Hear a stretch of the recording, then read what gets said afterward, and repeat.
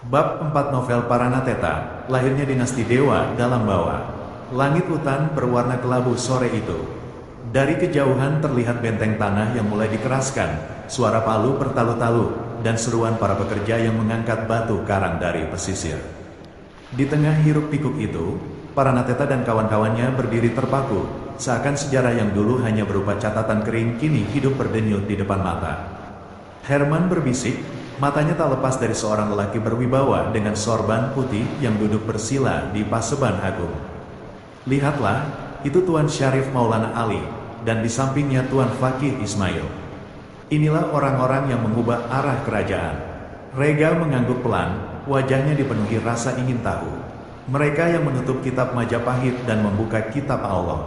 Sejarah bukan hanya tentang pedang dan tombak, Herman, tapi juga tentang teks, hukum, dan doa. Paranateta tersenyum getir. Kalian bicara seolah bebas memilih. Tapi lihatlah Mas Bantan di hadapan kita. Dia tak sungguh bebas. 3 beban di pundaknya, intrik istana, para pelarian Makassar, dan kontrak VOC.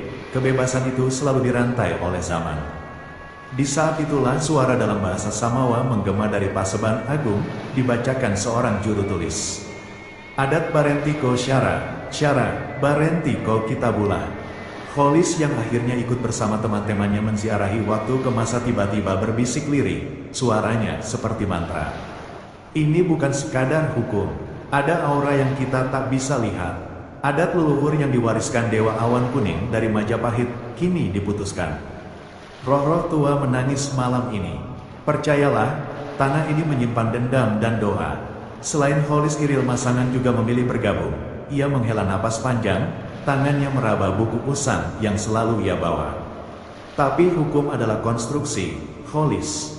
Michel Foucault pernah menulis, Where there is power, there is resistance.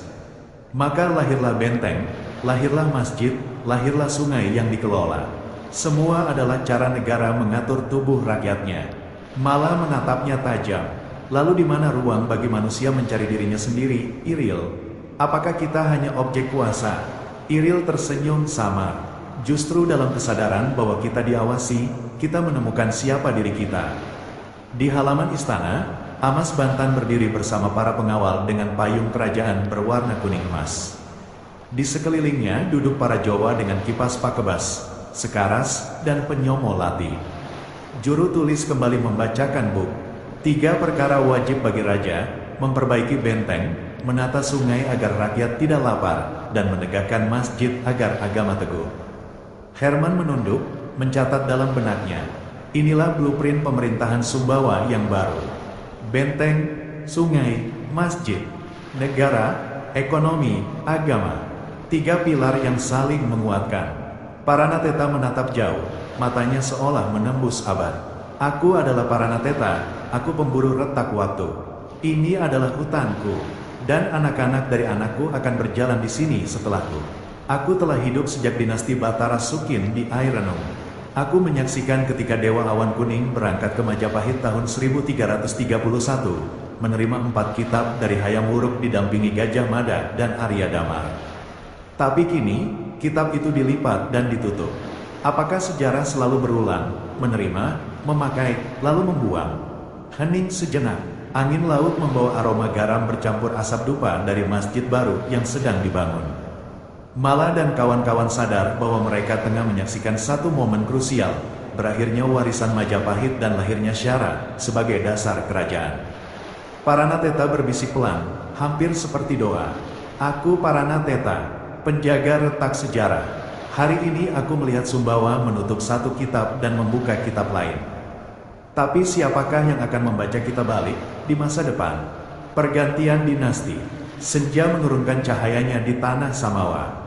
Di tepi kampung Samulan, para datu dari segenap penjuru pulau berkumpul pada tahun 1319, menyatukan suara dalam satu mufakat besar.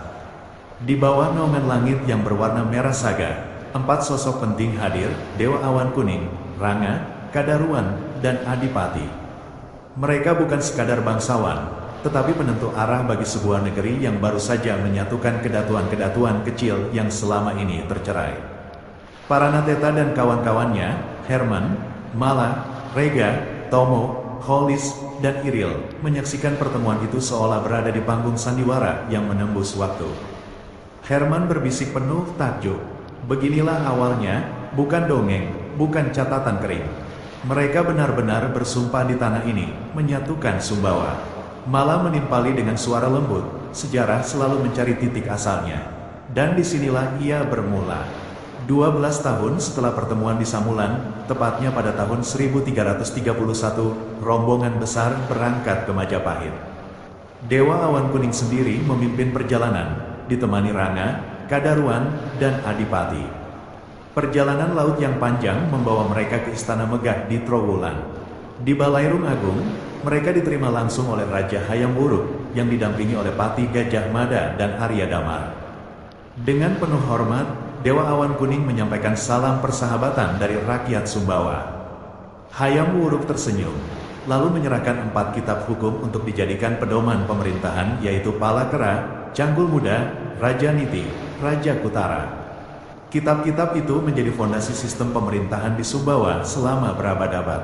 Namun, di balik itu tersimpan benih-benih pergulatan, hukum yang keras, kekuasaan yang terbagi, dan tafsir yang saling berbenturan. Paranateta menatap jauh, matanya berkabut. Aku pernah mendengar kisah ini dari para leluhur. Kitab itu dibawa pulang sebagai tanda tunduk persahabatan, tetapi juga menjadi belenggu. Sejarah selalu meminta tumbal. Berabad-abad kemudian, tibalah era Amas Bantan, keponakan Amas Goa.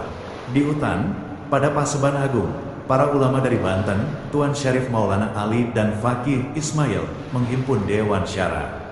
Setelah musyawarah panjang, mereka menetapkan kitab-kitab Majapahit tidak lagi berlaku. Dengan suara bulat, mereka menegaskan, adat Barentiko Syara, Syara Barentiko Kitabulah. Adat berpegang kepada syariat, syariat berpegang kepada Al-Quran. Keputusan itu bukan sekadar hukum, melainkan titik peralihan. Dari dinasti Awan Kuning yang berlandaskan warisan Majapahit, menuju dinasti Dewa dalam Bawa yang menegakkan syariat Islam sebagai dasar negeri. Holis bergetar mendengar sumpah itu, matanya menerawang.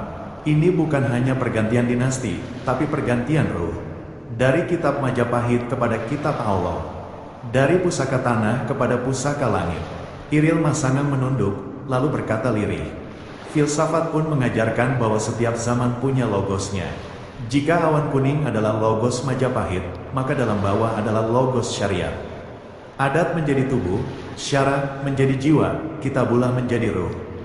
Malah berkata pelan, tetapi tubuh selalu tunduk pada kekuasaan. Sejarah adalah politik, bukan doa. Apa yang kita saksikan ini hanyalah cara baru untuk menundukkan rakyat. Tomo menatap Mala dengan sorot tajam. Atau justru inilah cara rakyat melindungi dirinya dari pengkhianatan kuasa. Dengan agama, mereka menemukan pagar yang tak bisa ditembus oleh pedang maupun intrik. Rega menghela napas panjang. Pergantian dinasti bukan sekadar politik, tetapi pergulatan batin sebuah bangsa. Sumbawa memilih jalannya. Paranateta menutup percakapan dengan nada getir sekaligus penuh harap. Aku Paranateta, penjaga retak sejarah. Hari ini aku melihat dinasti Awan Kuning merunduk, dan dinasti dalam Bawa berdiri. Semboyan baru telah lahir. Adat bercermin kepada syara, dan syara bercermin kepada kitabullah. Semoga sumpah ini tak pernah dikhianati. Karang Bawa tahun 1682. Angin laut dari Labu Punti berhembus tajam membawa aroma asin yang pekat. Ombak menghantam karang, menebarkan buih putih ke udara. Di pesisir perkampungan Tanangkal, perahu-perahu kecil berjejer, layar-layar mereka berkibar seakan menyapa zaman baru. Ratusan orang berbondong-bondong mendirikan rumah di tepian. Pasar kecil mulai ramai, dan suara teriakan pedagang bercampur dengan doa para nelayan yang menambatkan perahu mereka. Amas Bantan berdiri di tepi pantai, tatapannya menembus ke arah laut lepas. Disinilah, katanya lirih, kita bangun negeri baru. Labu Punti bukan hanya pelabuhan, ia adalah pintu dunia. Dari sini Samawa akan dikenal jauh ke seberang. Paranateta, yang berdiri tak jauh dari sana bersama Herman, Mala, Rega, Tomo, Holis, dan Iril, merasakan sesuatu yang berbeda. Ia tahu hari ini bukan sekadar pemindahan pusat kekuasaan, tapi sebuah penegasan sejarah. Rega, dengan sorot mata yang selalu penuh ketenangan, berkata pelan, sebuah negeri hanya tegak bila dekat dengan denyut rakyatnya. Dan denyut itu kini ada di pelabuhan, di ombak, di dagang. Amas Bantan tahu benar pelajaran dari pamannya, Mas Gowa, kerajaan yang tak merangkul rakyat dan syara akan runtuh oleh tangannya sendiri. Malah mengangkat bahu. Tapi bukankah itu juga berarti menyerah pada arus pasar dan kapal-kapal asing? Ingatlah kata Marx, sejarah adalah pergulatan kelas. Rakyat akan selalu ditarik antara yang menguasai pelabuhan dan yang menguasai tanah. Tomo menoleh tajam, suaranya berat. Tapi Amas Bantan bukan hanya memindahkan istana. Ia membangun benteng untuk melindungi, masjid untuk menyatukan iman, dan membuka kembali Buk Kamutar agar semua keturunan Samawat tahu asal-usulnya. Itu bukan sekadar politik, itu perjanjian antara tanah dan manusia. Karangbawa dipilih. Sebuah tanah yang dahulu disebut Keban Garanta, diberikan kepada para pendatang muslim dari Palembang, yang leluhurnya datang jauh dari Kufah. Mereka menamai tempat itu Kedung Nolika, sebuah lembah dengan pohon lontar bercabang dua, tal. Basampang, yang tumbuh di tepi kokar danau. Orang Samawa percaya, tempat itu angker, sebuah wilayah yang dijaga roh-roh tua. Di sanalah mereka membuat sebuah sumur kecil, Sumir Batir. Dari sumur itu mengalir air yang mereka sebut Aikadewa, air suci yang kelak dipakai dalam upacara kerajaan. Karangbawa menjadi tempat suci, dan dari sinilah keturunan para pendatang itu beranak pinak, kawin-mawin dengan para bangsawan Galesa. Hingga tanah itu benar-benar menyatu dengan jiwa pulau. Kholis bergetar menatap sumur itu, seakan mendengar bisikan gaib. Aikadewa bukan sekadar air. Ia adalah darah leluhur yang membasuh tanah ini. Setiap tetesnya adalah doa yang tak pernah kering. Iril Masangang menimpali, Foucault pernah berkata, di mana ada kekuasaan, di situ ada pengetahuan. Aikadewa adalah pengetahuan yang dijaga oleh ritual. Kekuasaan kerajaan akan lahir dari sini, dari legitimasi yang berasal bukan hanya dari pedang, tapi dari sumur suci yang dipercaya rakyat. Paranateta memejamkan mata, suaranya serak. Aku melihat betapa sejarah ini tidak ditulis dengan pena saja, tapi juga dengan air, tanah, dan darah. Di atas tanah Karangbawa, istana baru mulai didirikan. Tiang-tiang kayu kokoh ditanam, ukiran bunga lontar menghiasi dinding, atap menjulang tinggi menandai keagungan. Di sebelahnya, sebuah masjid megah berdiri dengan kubah sederhana namun penuh wibawa. Tak jauh dari sana, benteng dikerjakan, batu karang disusun rapi, menatap laut sebagai tameng terhadap musuh. Rakyat berkumpul, menyaksikan tiga pilar kerajaan baru itu berdiri, istana sebagai lambang kuasa, masjid sebagai jiwa iman, dan benteng sebagai dinding keselamatan. Herman berbisik pada dirinya sendiri, inilah segitiga kehidupan, negara, agama, dan rakyat. Amas Bantan mengikatnya dalam satu simpul. Untuk memperkuat persatuan, Amas Bantan membuka kembali Buk Kamutar, kitab besar yang mencatat silsilah Samawa. Nama-nama kedatuan dari tengah, timur, dan barat dibacakan. Dewa Mas Kuning di Selesek, Datu Naga di Petonang, Air Renung, Sampar Semulan, Perumpak, Gunung Setia, Gunung Galesa. Dari timur, Tangko, Kolong, Ngali, Dongan. Dari barat, Utan Kadali, Serang, Taliwang, Jereweh, hingga Selaparang yang telah lepas. Semua ini adalah Samawa Puin, kata Amas Bantan dengan suara lantang. Sebuah pohon besar, dan kita adalah cabang-cabangnya. Tak ada cabang yang boleh merasa lebih tinggi dari batangnya. Adat Barentiko Syara, Syara, Barentiko Kitabulah, itulah akar kita. Suasana hening, semua orang terdiam, seolah mendengar sumpah baru dilahirkan. Rega berbisik lirih, kata-kata itu akan dikenang berabad-abad. Ia lebih tajam dari keris, lebih kokoh dari benteng. Di tengah kemegahan Karangbawa, pusaka kerajaan warisan Galesa kembali diturunkan. Bendera macan putih dikibarkan tinggi, sementara di sampingnya bendera lipan api berkibar lebih rendah, sebagai tanda hormat. Lipan api adalah pataka yang dibawa oleh Busing Batu Pasak dan Ranga Batu Pasak dalam pertempuran Amas Cili di Buton tahun 1666. Ada pula pusaka Sisamba, baju sakti Paruma Ero, dan dua tombak keramat, Perang Bayan dan Teman Tampir. Kholis menunduk penuh takzim. Pusaka adalah jiwa yang berwujud benda. Siapapun yang mengkhianati pusaka, ia sedang mengkhianati roh tanah ini. Mala tersenyum sinis. Atau pusaka hanyalah simbol, alat bagi penguasa untuk mengikat rakyat. Sejarah penuh dengan bendera dan tombak, tapi rakyat tetap lapar. Tomo menoleh padanya, suaranya bergetar. Tapi tanpa pusaka, rakyat tak punya cerita.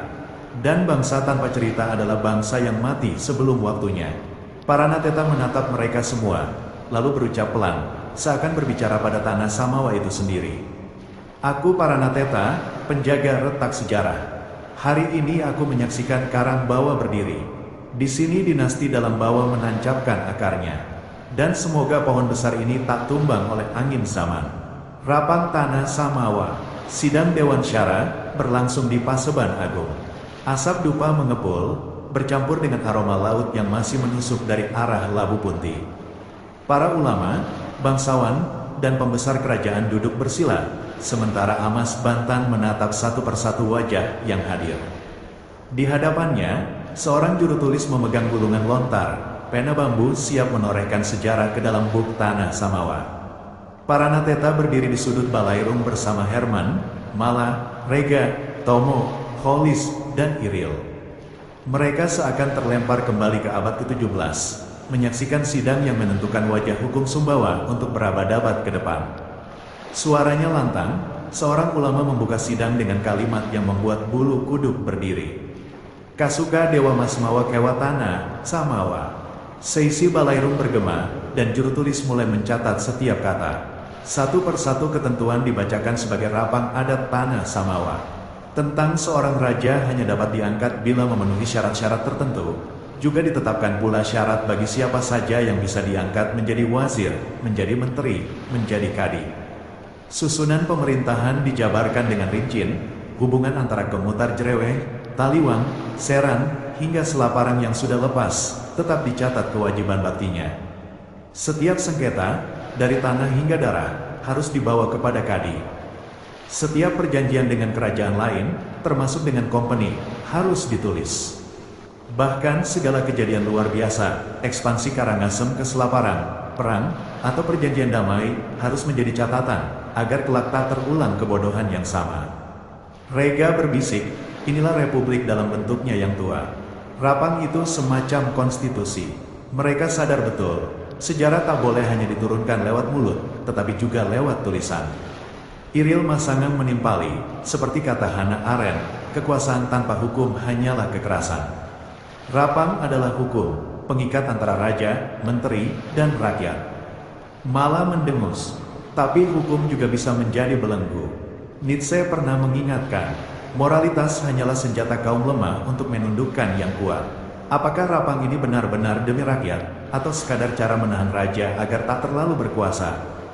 Tomo menatapnya tajam. Setidaknya, rapang ini menjadikan rakyat tahu kemana mereka harus mengadu, dan bagaimana raja harus bersumpah. Itu lebih baik daripada kuasa telanjang. Setelah sidang selesai, Masjid Agung yang baru didirikan di Karangbawa menjadi saksi sumpah. Di kiri dan kanan mimbar dipasang dua bendera. Keduanya miring ke depan, berhiaskan kepala burung besi dengan paruh lancip. Simbol itu berbicara tanpa suara, Islam datang ke Sumbawa dari dua arah, dari Jawa melalui pelabuhan Gresik, dan dari Goa. Herman menatap khusyuk.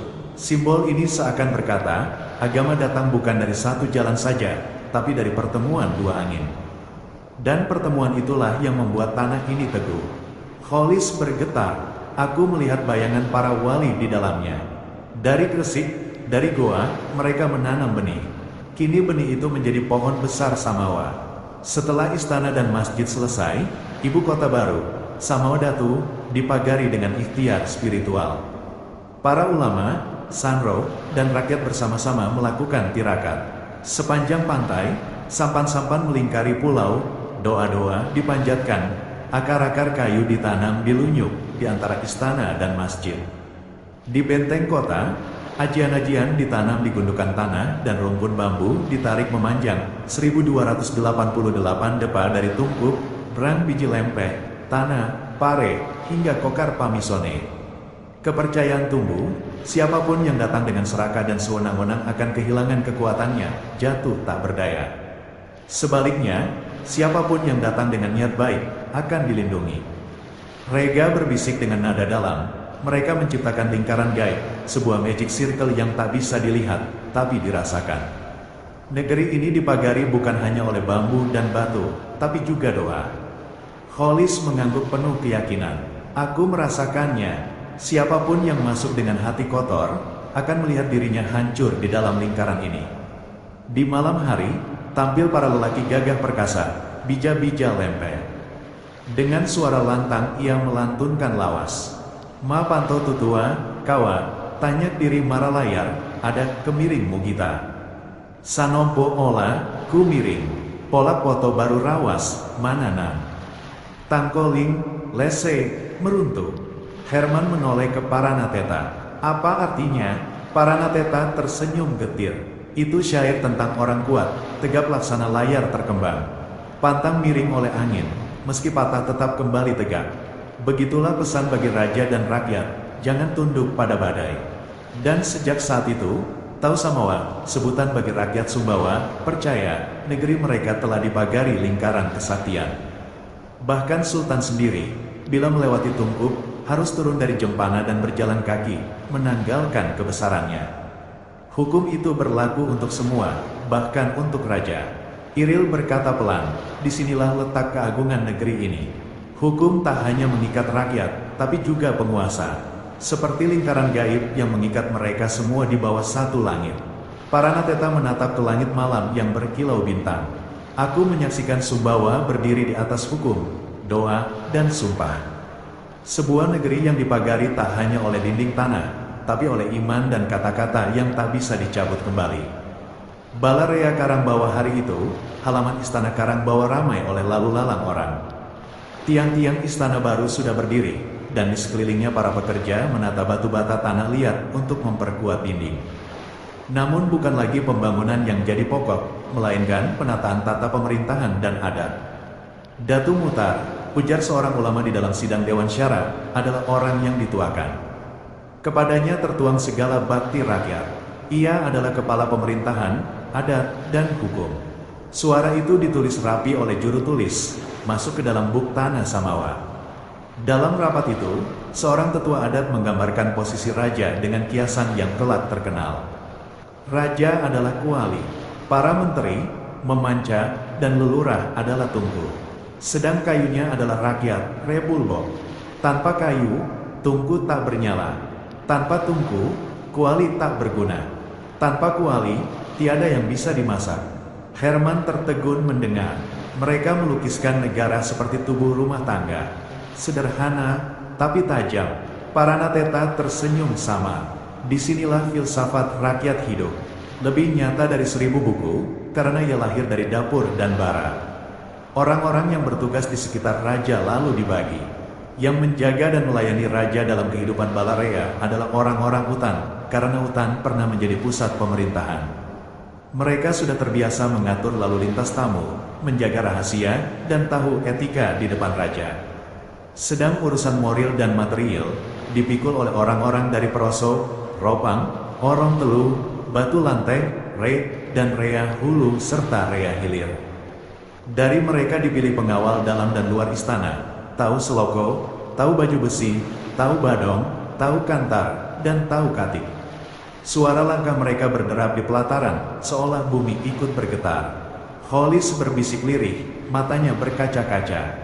Inilah wajah negeri yang hidup. Setiap nama adalah sumpah, setiap jabatan adalah darah yang diserahkan untuk menjaga istana. Pejabat yang mengurus istana tersusun rapat. Urusan umum dipimpin oleh Busing Rea, dibantu oleh Busing Ode, Ngabe, Ngampol. Urusan upacara diatur oleh penggawa Rajesa Rea, ditemani Rajesa Ode, Pati Dalam, Demang, Corong, Mekal Serep, Mangku, dan Temenggung. Untuk urusan luar istana, penggawa Karang Rea berdiri paling depan, dibantu Karang Ode, Sawah, Tumak, dan Sekain. Sementara pemeliharaan dan pelayanan dipercayakan kepada penggawa dalam bersama penggawa lain, Ode, Teyar, Jaran, Serian Kamutar, hingga Panglima. Lihatlah, Ujar Rega, mereka membangun sistem yang rapi, seolah tubuh manusia, setiap bagian punya tugas, dari mata hingga kaki. Iril mengangguk, seperti kata Plato dalam Republik, negara yang baik adalah yang setiap kelas menjalankan fungsinya. Di sini, adat dan syara membungkus fungsi itu. Gerbang besar istana dijaga oleh Nenek Bayangkara, Menteri Kedatun, Mekal Bayan, Nyaka Lito, Nyaka Sedan, Nyaka Aman bersama orang-orang Sela dan Sengkiri. Gerbang belakang dijaga Nyaka Menala, Menteri Sangar, Nyaka Raberas. Di pintu dalam, Nenek Menjeru dan Menteri Tege berdiri tegak. Bila raja bepergian, yang menunggu pintu ialah Pati Dalam, Mangku, Demang, Sekain, Nyaka Kelungkung, Juran Lempeh, Juran Samapuin, Juran Perang Bara, dan Juran Seketeng. Sedang pintu tengah dijaga Mekal dalam pura. Paranateta menatap pengawal-pengawal itu. Mereka bukan hanya penjaga pintu kayu, mereka adalah penjaga pintu sejarah. Tiap nama adalah tembok yang melindungi negeri. Di Sumbawa, orang-orang kampung Bugis mendapat kehormatan.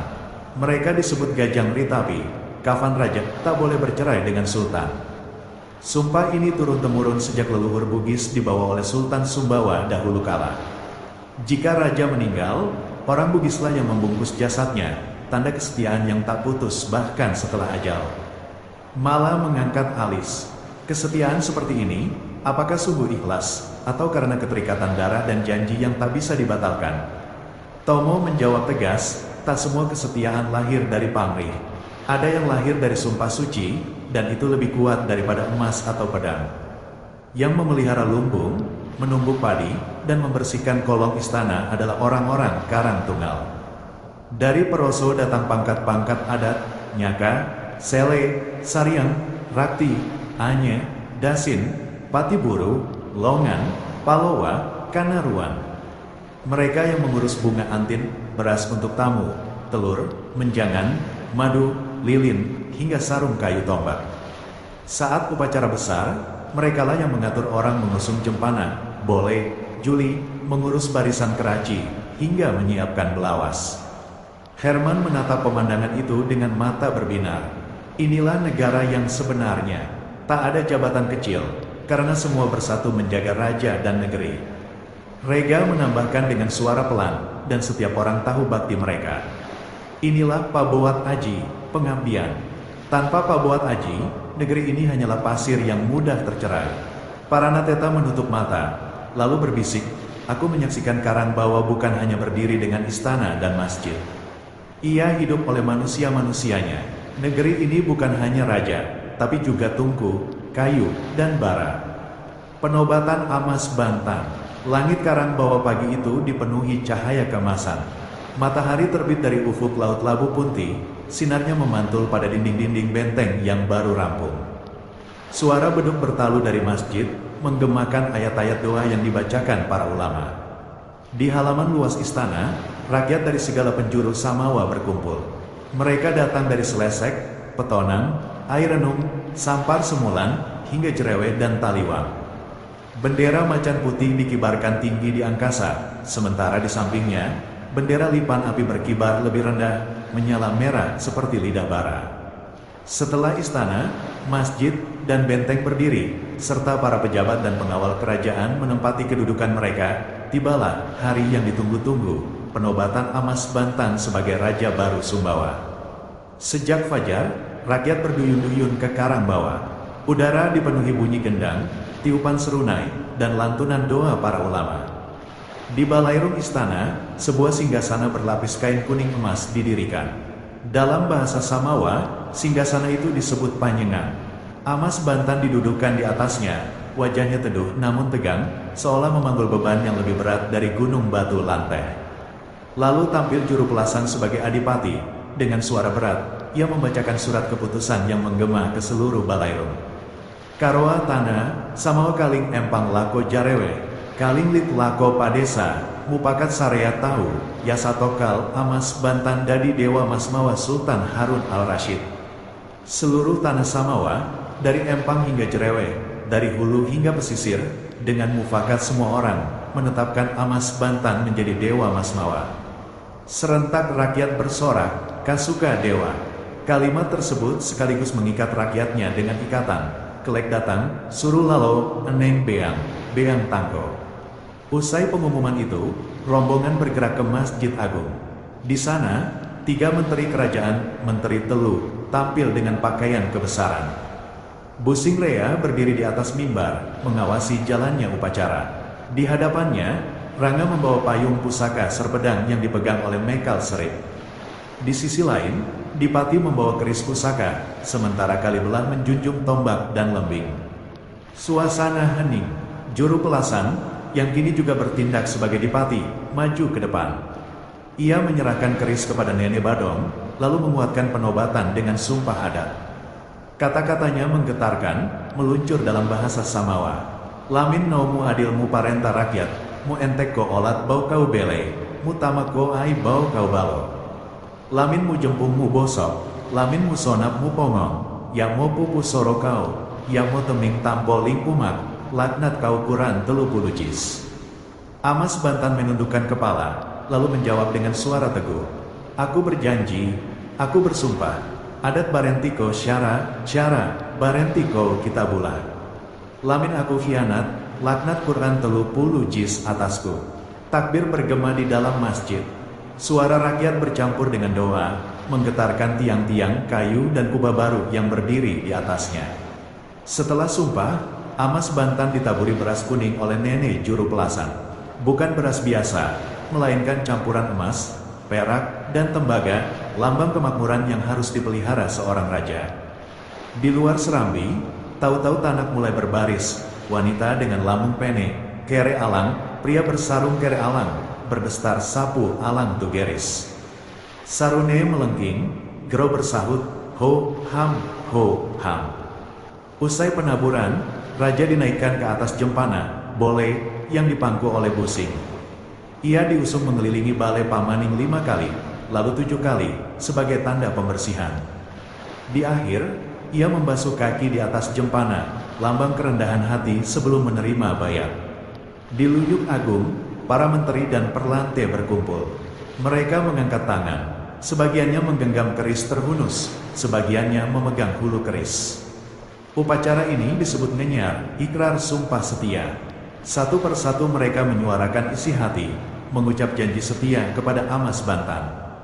Suasana penuh haru, teriakan sumpah bercampur dengan suara tangis dan doa. Setelah bayat, Amas Bantan diserahkan alat-alat kebesaran yang menandakan sahnya ia sebagai raja. Ia mengenakan pakaian kebesaran yang disebut pesanegang, sementara para menteri dan perlante mengenakan gadu dan leang.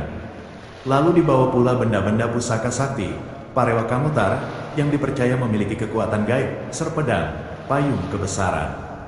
Lomprora, tombak pusaka, baru ayat, keris kerajaan, kantar, perisai, badong, hulu tombak kehormatan. Di sekelilingnya, para Jawa membawa perlengkapan, pakebas, kipas, sekaras, tempat sirih dan rokok, panyomolati, tempat berludah, dan ceret. Semua menjadi simbol bahwa raja bukan hanya pemimpin perang, tetapi juga pusat adat dan keseharian rakyatnya. Bendera kerajaan dikibarkan, gambar macan putih di atas dasar hitam, melambangkan keberanian dan kewibawaan. Di sampingnya, bendera lipan api berkibar lebih rendah, tanda sejarah perang yang tak pernah dilupakan. Amas Bantan, kini Dewa Masmawa, duduk kembali di atas panjenengan. Di dekatnya duduk Busing, dan di belakangnya berjajar para pemegang pusaka, Tame dengan baru ayat, Mekal Serip dengan serpedang, lalu pembawa badong, serta pemegang kantar dan lombrora. Di hadapan singgasana, para pembesar menempati tempat duduk menurut urutan, Datu Serang, Datu Taliwang, Datu Jereweh, Nenek Rangga, Nenek Kalibelah, Nenek Adipati, Nenek Mekal Semede, Kadi, hingga para nyaka-nyaka. Juru Pelasan kemudian membacakan peraturan yang telah disusun Dewan Syara, dimulai dengan peringatan keras. Raja dengan tiada adilnya adalah sungai tanpa air. Pendeta yang tiada amalnya bagaikan rumah tanpa atap. Fakir yang tiada sabarnya adalah pelita tanpa minyak. Perempuan yang tiada malunya laksana makanan tanpa garam. Orang kaya yang tiada murah hatinya, ibarat awan yang tiada berhujan. Dan orang muda yang tiada tobatannya adalah kayu yang tiada berbuah. Setiap kalimat bagai palu yang menghantam dada. Karena raja adalah pangkal baik buruknya pemerintahan, maka haruslah ia berakal, berilmu, menahan amarah, elok paras, tahu kitab dan hadith, gagah perkasa, lemah lembut, berbudi luhur, keras pada yang zalim, pelindung bagi yang teraniaya, pengasih rakyat, pemaaf, tertib, pembaca hikayat, meneladani raja adil, cermat menimbang, dan sadar bahwa dunia hanyalah persinggahan. Rakyat terdiam, mendengar kata-kata itu bagai nasihat leluhur yang turun dari langit. Paranateta yang menyaksikan dari sisi balairung berbisik pada Herman, "Lihatlah, sumpah, pusaka, pakaian, hukum, semua telah digelar. Amas Bantan kini bukan hanya Raja Dara, tapi Raja Syara. Ia bukan lagi sekadar pewaris, tapi kini Sultan Harun al-Rashid, nama yang akan terpatri dalam sejarah Samawa." Herman mengangguk, wajahnya penuh haru. "Seakan aku mendengar Baghdad bergema di karang bawah. Nama Harun al-Rashid hidup kembali di bumi Samawa. Dan sejak hari itu, Amas Bantan, Dewa Amasa Samawa, resmi bergelar Sultan Harun al-Rashid, pemimpin baru yang akan mengarungi badai zaman." Dalam memimpin Sumbawa, Amas Bantan dibantu oleh Nenek Ranga Mele Bangkal, keras tapi adil. Nenek Kanu Mele Alas, bijak dan dekat dengan rakyat. Nenek Juru Pelasan Mele Banyak, suara syara dan adat. Datu Busim Berang Asam, pelindung istana dan panglima perang. Hari itu, setelah sumpah diucapkan, setelah beras kuning ditabur, setelah Amas Bantan duduk tegak di atas singgasana Panjenengan, rakyat pun menggelar pesta besar. Inilah malam ketika seluruh tanah Samawa bersatu dalam satu perayaan, penobatan Raja Baru. Pesta rakyat. Lapangan luas di depan istana dipenuhi cahaya pelita. Bendera macan putih berkibar gagah, di sampingnya bendera lipan api berkibar lebih rendah. Rakyat berduyun-duyun datang dari segala arah, dari Jurang 4, dari kampung-kampung di bawah gunung, bahkan dari pesisir Bajo yang jauh. Mereka tidak hanya datang untuk menyaksikan, tapi untuk mempersembahkan kesenian mereka kepada raja. Pertama muncul Tau Marisi dengan tarian keraji. Mereka datang berbaris, lelaki-lelaki muda dengan langkah gagah, membawa tombak kayu dan perisai rotan. Irama gendang menggelegar, menggambarkan kisah lama ketika kerajaan masih berpecah-pecah dalam kedatuan kecil. Baris repan, seru pemimpin mereka. Baris bawah, balas yang lain. Lalu kedua barisan saling berhadapan, menirukan perang lama antara pusat kerajaan Tanah Kamuta dan Permekal. Namun ketika gendang berhenti, perkelahian itu berubah jadi tarian. Gerakan luwes, tangan terayun, kaki menghentak tanah. Tari itu berakhir dengan gerakan ngumang bolang panatal, simbol bahwa peperangan boleh berakhir, tetapi persatuan harus kekal. Herman terpesona. Sebuah tarian, tapi sekaligus sejarah yang hidup. Paranateta menjawab lirih, "Beginilah rakyat Samawa, mereka menari bukan hanya untuk hiburan, tapi untuk menjaga ingatan." Kemudian masuklah Tau Juran dengan tarian tanah. Dari 4 kampung Juran, Seketeng, Brangbara, Samapuin, dan Lempeh, rombongan datang dalam pakaian terindah. Wanita-wanita mengenakan lamung pene dan kere alang, rambut disanggul, tangan membawa cipocila. Lelaki-lelaki mengenakan baju berulam kembaya, bersarungkan kere alang, dan berdestar sapu alang. Anak-anak muda di barisan depan menari dengan penuh semangat, kaki mengayun ke kanan kiri, tangan terentang sambil memegang hida sangin. Tarian itu berlangsung 3 malam, dan pada malam terakhir ditampilkan Tanak Mulir. Para penari perempuan membawa ruyung, tanda bahwa pesta sudah sampai pada penutupannya. Malah berbisik pada Rega, mereka menari seolah bumi sendiri yang berputar bersama mereka. Rega tersenyum getir, dan setiap gerakan adalah doa agar kerajaan tetap berdiri.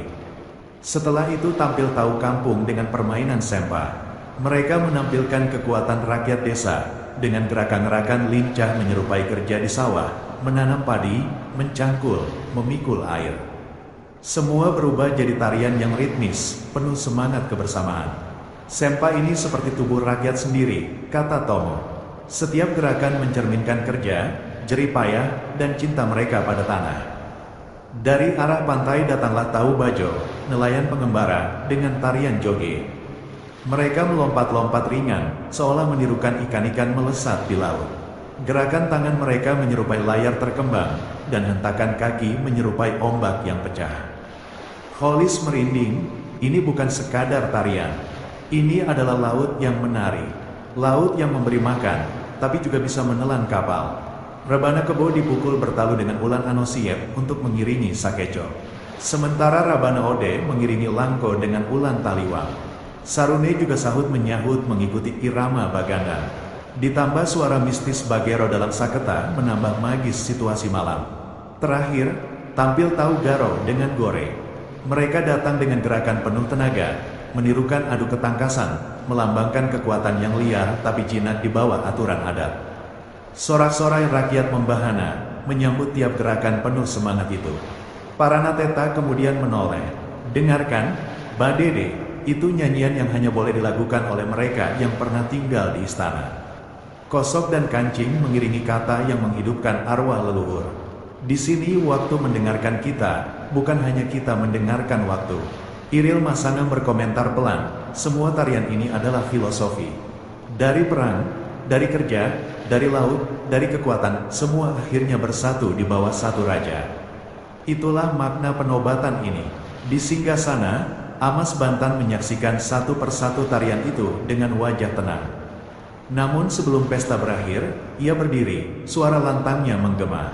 Tanya Samawa, Badede menenangkan, Badia mengajarkan, Balawas menghidupkan cinta. Jangan kira sejarah hanya perang dan darah. Sejarah juga nyanyian, cerita, dan syair cinta. Peganglah itu, sebab tanpa seni, negeri hanyalah tubuh tanpa jiwa. Janji perkawinan dan bayangan tahta masa kejayaan dinasti Dewa dalam bawah tidak hanya ditopang oleh sawah-sawah subur dan benteng kokoh, tetapi juga oleh jaringan pernikahan politik yang merentang dari Sumbawa hingga Makassar, Bon dan Bima. Pada tanggal 29 Juni tahun 1684, Amas Bantan menikahi seorang perempuan bangsawan yang harum namanya, Halimah Karaeng Tanasanga, putri Raja Talo dari istrinya Karaeng Bonto Matene.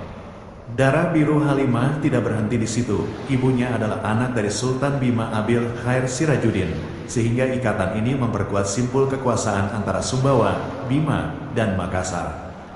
Di pesta perkawinan yang megah itu, gendang dan gong dipukul sepanjang malam. Rakyat menyaksikan pengantin duduk di pelaminan berhias emas dan sutra. Namun di balik kemegahan, terselip janji berat. Amas Bantan, di hadapan utusan Bon, menandatangani perjanjian dengan Arum Palaka, Raja Bon yang masyhur. Janji itu menyebutkan, putra yang lahir dari pernikahan Amas Bantan dan Halimah kelak harus mewarisi takhta Sumbawa, dan ia harus menikah dengan putri Arum Palaka. Paranateta menatap Herman di tengah keramaian sejarah itu. Beginilah politik. Pernikahan adalah jembatan, tapi sekaligus jerat. Sumbawa ingin damai, maka harus menyerahkan masa depannya ke tangan janji. Herman menjawab dengan getir, janji yang diikat bukan hanya oleh tinta, tapi oleh rahim seorang perempuan. Dari pernikahan itu lahirlah 5 anak. Datu Balasawo, yang warak pada agama, lebih memilih kitab dan masjid daripada tahta. Amasa Madinah, cerdas, tegas, calon pemimpin. Mas Palembang, Maja Jerewe, penghubung dagang dan perantauan. Dewa Iya dan Dewa Isa Karaeng Barong Patola. Anak pertama, Datu Balasawo, sejak muda sudah memilih jalan berbeda. Ia lebih senang duduk bersila di surau, mengaji dan mendalami fikih. Tahta bukan jalan menuju Allah, katanya pada ayahnya suatu malam. Aku lebih ingin menjadi hamba yang dekat dengannya. Hollis, yang menyaksikan dari masa kini, tertegun. Lihatlah, darah raja pun bisa memilih jalan sunyi. Seolah ia sadar, kekuasaan hanyalah ujian yang menyesatkan. Iril Masangam mengangguk. Seperti kata Al-Ghazali, kekuasaan adalah api. Barang siapa mendekat tanpa ilmu dan wara, ia akan terbakar. Yang paling menonjol dalam kepemimpinan adalah anak kedua, Amasa Madinah. Ia memiliki wibawa, kecerdasan, dan keberanian yang membuat rakyat menghormatinya. Namun ketika tahun 1701 tiba, dan janji lama dengan Arum Palaka menuntut dipenuhi, persoalan besar meletus. Mas Bantan meminta Amasa Madinah menikah dengan putri Arum Palaka, sesuai ikatan pernikahannya dengan Halimah dulu. Tapi Amasa Madinah menolak. Ayahanda, katanya, aku tak bisa menikah karena paksaan janji yang tidak pernah kuucapkan. Cinta dan pernikahan adalah hakku, bukan beban warisan. Sultan Harun al-Rasyid menatap anaknya dengan wajah penuh dilema. Nak, tahukah kau bahwa pernikahanku sendiri adalah ikatan politik? Aku menerima Halimah bukan hanya karena cinta, tapi karena perjanjian. Kini, janji itu jatuh ke pundakmu. Amasa Madinah menggeleng dengan tegas. Aku lebih memilih menolak tahta daripada menukar hidupku dengan janji yang bukan pilihanku. Malah, yang ikut menyaksikan adegan itu dari pinggir sejarah, berbisik sinis, beginilah nasib raja. Hidupnya bukan miliknya sendiri, tapi milik janji-janji yang pernah diucapkan. Rega menimpali dengan lembut, namun justru di sanalah kebesaran Amasa Madinah. Ia berani menolak, ia memilih dirinya sendiri di atas beban politik. Situasi itu membuat Amas Bantan genting. Ia sadar tak bisa memenuhi perjanjian dengan Arum Palaka. Maka dengan hati berat, ia menulis laporan kepada gubernur di Makassar, menyatakan pengunduran dirinya dari tahta. Dalam suratnya, ia menulis bahwa alasan ia turun bukan karena kelemahan, tetapi karena tak sanggup memenuhi janji pernikahan politik dengan Arum Palaka. Dengan itu, tampuk kekuasaan berpindah ke tangan Amasa Madinah pada tahun 1701. Tak lama kemudian, Amasa Madinah menikah dengan Karaeng Agangjene, putri dari Karaeng Bonto Rambatua dan Karaeng Baron. Pernikahan itu berlangsung pada tanggal 29 November tahun 1672 mengikat kembali Sumbawa dengan darah bangsawan Makassar. Amas Bantan, Sultan Harun al-Rasyid, Dewa Dalam Bawah, menjalani sisa hidupnya dengan damai yang rakyat kemudian memanggilnya dengan nama Datu Loka. Ia tak lagi duduk di atas panjengan, tapi di beranda rumahnya, dikelilingi cucu-cucu yang berlari. Rakyat tetap menyapanya dengan hormat, tapi ia menolak segala kemegahan. Aku pernah menjadi raja, katanya kepada seorang ulama tua. Tapi aku lebih ingin dikenal sebagai hamba Allah. Paranateta menunduk dalam-dalam. Aku menyaksikan, sekali lagi, bagaimana janji perkawinan bisa menjungkir balikkan tahta. Amas Bantan mengajarkan kita, bahkan seorang raja harus tunduk pada kata-kata yang pernah diucapkannya. Herman menatap jauh ke laut, suaranya bergetar. Dan begitulah, sejarah bukan hanya tentang perang atau benteng, tapi tentang cinta, janji, dan penolakan. Tentang manusia yang memilih jalan berbeda dari bayangan tahta. Bisikan sejarah, malam turun di karang bawah. Setelah upacara penobatan dan pesta seni rakyat, halaman istana perlahan lengang. Hanya suara ombak dari Labu Punti yang masih terdengar, berulang-ulang, seakan membacakan ayat rahasia dari samudra. Herman duduk termenung di bawah pohon lontar. Apakah sejarah memang setenang ini? Semua terasa damai, indah, penuh seni dan doa. Malah menatap jauh ke arah benteng yang samar dalam gelap. Damai hanyalah permukaan. Setiap tenun yang indah menyimpan simpul yang rumit. Aku merasa, di balik keindahan ini ada luka yang menunggu. Rega menambahkan dengan nada dalam, sejarah selalu membuat kita mabuk. Kita ingin percaya pada masa makmur, tapi kita tahu, badai selalu menunggu di tepi. Tomo mendengus pelan, dan VOC, pelarian Makassar, janji-janji perkawinan, semua itu belum selesai. Sejarah tidak pernah setenang air sumir di karang bawah. Kholis menghela napas panjang. Namun malam ini, aku merasakan lingkar doa yang memagari Samawa. Seolah negeri ini benar-benar dijaga para leluhur. Iril Masangan menoleh pada Paranateta. Kau yang membawa kami ke sini. Katakan, apakah sejarah memang lurus seperti jalan ini, ataukah ia berkelok? Paranateta tersenyum getir, suaranya lirih namun tajam. Kini kusaksikan bersama kalian sebuah kisah indah dari sejarah. Tapi ingatlah, sejarah bukan garis lurus. Ia berliku, ia berdarah, ia terbakar. Esok, akan kuperlihatkan pada kalian bagaimana konflik di era Mas Bantan. Dari tenun indah ini, akan lahir bara, hingga ampang membara. Angin malam berhembus. Dari dalam istana, bayangan seorang lelaki muncul. Amas Bantan, Sultan Harun al-Rasyid, duduk di singgasananya.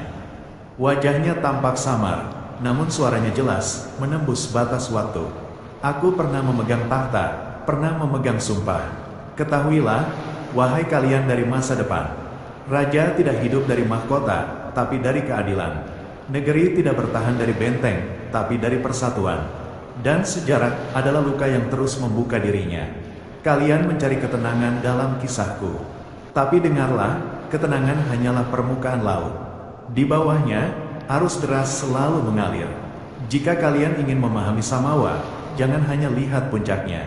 Masuklah ke dalam arusnya. Di sanalah kalian akan tahu bahwa yang indah selalu lahir dari luka. Bayangan itu perlahan menghilang. Hening menyelimuti. Tak seorang pun dari mereka berkata-kata. Hanya hati yang bergetar. Paranateta menutup mata, lalu berkata dengan suara parau, seolah menyimpulkan malam itu. Sejarah adalah misteri yang menolak ditundukkan. Kita baru saja melihat cahaya, tapi kelam sedang menunggu. Bersiaplah, esok aku akan perlihatkan pada kalian api yang membakar Samawa hingga Ampang membara. Bersambung.